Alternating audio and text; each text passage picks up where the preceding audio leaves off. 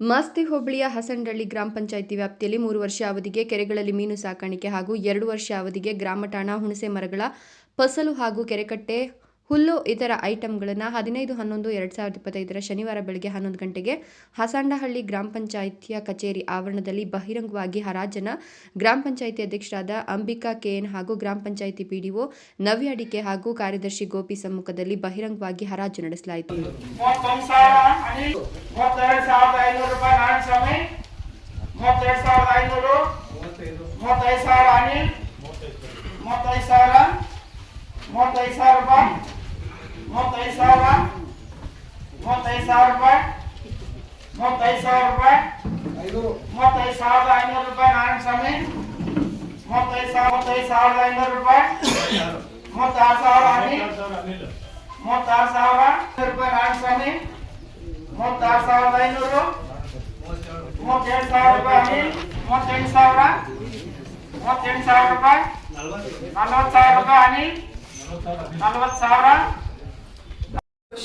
ಮೂರು ವರ್ಷದ ಅವಧಿಗೆ ಹಸನಹಳ್ಳಿ ಫುಲ್ಲು ಕೆರೆಗಳು, ಕೆರೆ ಕಟ್ಟೆ ಮೇಲೆ ಹುಲ್ಲು ಮತ್ತು ಹುಣಸೆ ಮರ, ತೆಂಗಿನ ಮರ, ಉಂಗೆ ಮರದ ಫಸಲು, ಕುಂಟೆಗಳು ಇಷ್ಟನ್ನು ಹರಾಜು ಮಾಡಲಾಯಿತು.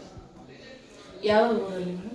ಎಲ್ಲ ಊರ ಹೆಸರು ಹೇಳಿಲ್ಲ. ಹಸನಹಳ್ಳಿಯಲ್ಲಿ 2 ಕೆರೆ, ನಟುಗಳ್ಳಿ ಗುಡುಗಸಹಳ್ಳಿ 1 ಕೆರೆ, ದೊಡ್ಡದಾನಹಳ್ಳಿ 4 ಕೆರೆ, ಓಬಟ್ಟಿ ಅಗ್ರಹಾರ 1 ಕೆರೆ, ಕುಪ್ಪೂರು 2 ಕೆರೆ, ರಾಯಸಂದ್ರದಲ್ಲಿ ಬರೀ ಹುಣಸೆ ಮರ ಫಸಲು ಮಾಡಿದ್ದಾರೆ. ಬಾಲ್ನಾಯಕನ ದೊಡ್ಡಿ 1 ಕೆರೆ, ಎಂ ಹೊಸಳ್ಳಿ 1 ಕೆರೆ, ಒಗದಾಪುರ 1 ಕೆರೆ, ತೊಳಸನದೊಡ್ಡಿ 1 ಕೆರೆ, ಆಲಹಳ್ಳಿ 1 ಕೆರೆ, ತೊಳಕನಹಳ್ಳಿ 1 ಕೆರೆ, ವೆಂಕಟಾಪುರ 1 ಕೆರೆ, ತೀರ್ಥಬಂಡಟ್ಟಿ 1 ಕೆರೆ.